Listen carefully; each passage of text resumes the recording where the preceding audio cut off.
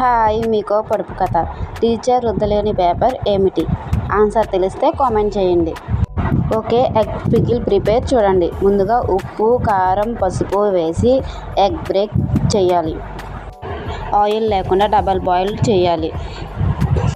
ఈ పచ్చడి అనేది ఎక్కువ రోజులు నిల్వ ఉండాలంటే కొద్దిగా నిమ్మరసం వేసుకుంటే ఈ పచ్చడి అనేది ఎక్కువ రోజులు నిల్వ ఉంటుంది. ఆయిల్ వేసుకుని egg pieces light brown colour వచ్చేంత వరకు ఫ్రై చేసుకోవాలి. పొడుపు కథ ఆన్సర్ కావాలంటే నెక్స్ట్ వీడియో చూడండి.